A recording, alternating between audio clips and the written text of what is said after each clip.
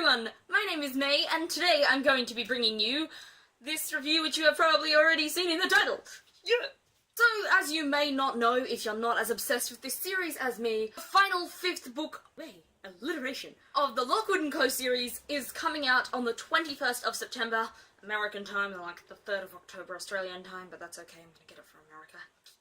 I cannot tell you how excited I am about this. I honestly am like, I go to sleep at night and I'm like, tick off another day, tick off another day. I'm so excited, honestly. I'm like, I don't want the series to end, but I just want to know what happens. I want to know what happens, damn it. What happens? Okay. So for those of you who don't know, the Lockwood&Co series by Jonathan Stroud is one of my favourite series, bar like The Name of the Wind by Patrick Rothfuss. It is amazing, and I love it. So many things, all of the things. I love it. Middle grade YA, kind of like on the edge in between those two. I think, like, I would count it kind of as YA, but without all the lots of the dumb YA tropes. It's a bit more of the less of the stupid tropes that YA has, and more of like the kind of actually getting down to business of being a cool story that middle grade seems to be able to do really well.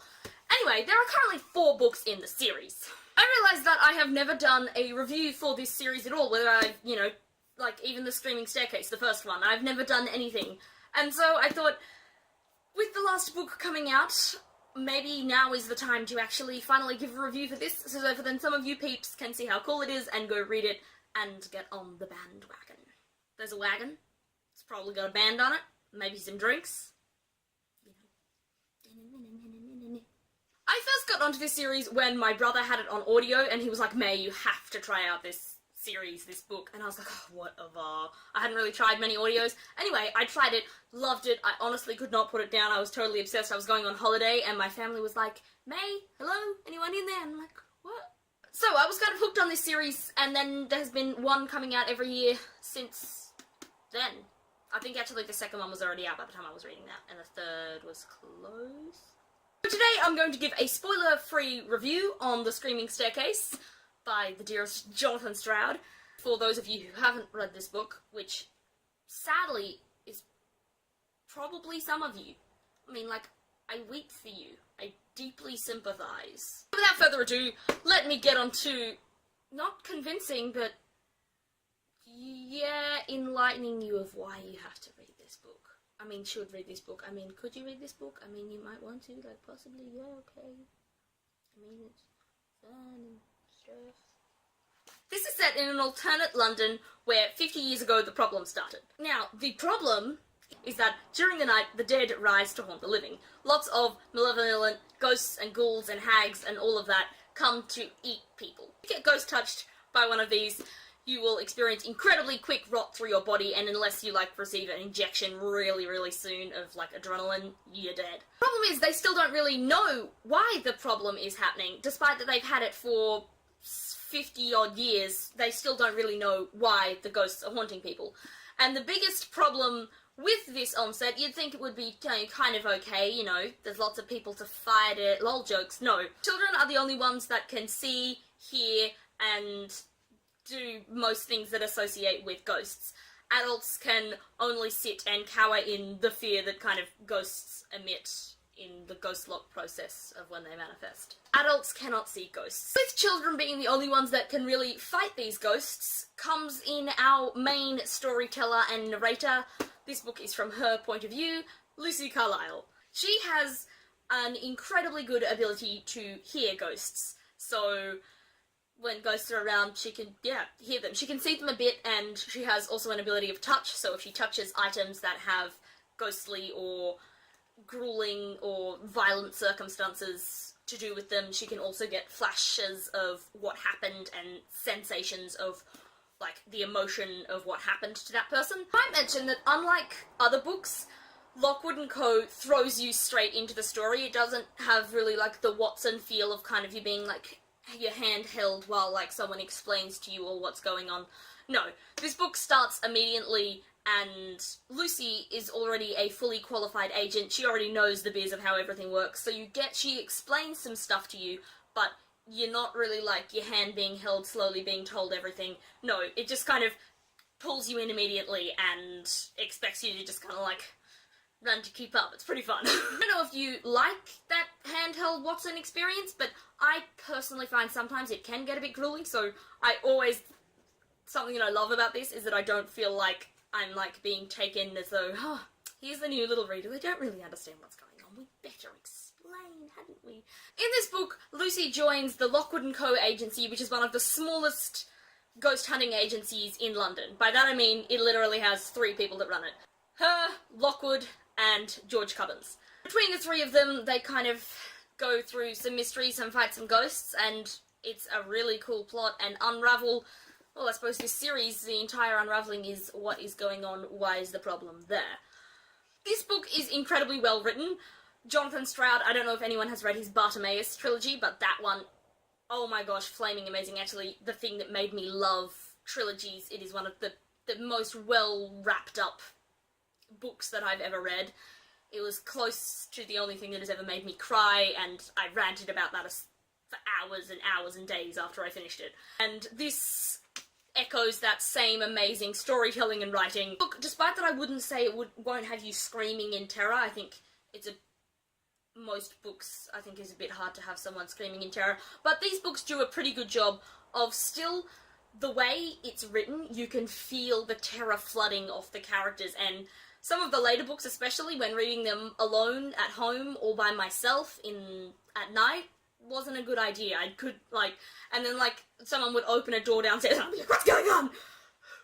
Okay, calm down, mate, calm down. So, maybe that's just because I got super into it, but I think, no, it was just really well written. I have an overview of more of what the characters are like. Lucy is one of my favourite heroines ever. She is brave, which is an underrated attribute these days. Since the Gryffindor days, it's kind of been going downhill, and brave isn't, I don't know, respected as much as it should be. Smart, funny, not so good at planning ahead, also has plenty of flaws like being bad-tempered, not planning ahead, and running into things headlong because she feels as though that's what she should do. She's very much a feeling character, which I think is connected with her talent, and then ghosts exacerbate that by the fact that they feed off emotions. She duels with rapiers, throws salt bombs, all the lot. Her, as a character, you just fall in love with her, and you want to be her, and you want to know her as your best friend, and have her everywhere in your life. Anthony Lockwood, or Lockwood as he is called in the books, has kind of a bit of a shady past. We don't really know much about him. He runs the agency that these 3 are part of. He is orphaned, as far as we know. He's kind of, to use D&D terms, like, high charisma and high int, but lower whiz. It's not that he's dumb exactly, but he's very capable of rushing into situations. I think he and Lucy are together both rush into situations a lot when they should actually sit back and think a lot. Lockwood, though, is so charismatic. He sparks up the entire page, and the entire scene is generally lit with the energy that he brings to the scene and the people around him. He's fun. Talent-wise, Lockwood has sight, so he can see the ghosts incredibly well and gets death glows of where he can see that something has died, how many years ago that it happened, brighter, more traumatizing or violent or whatever.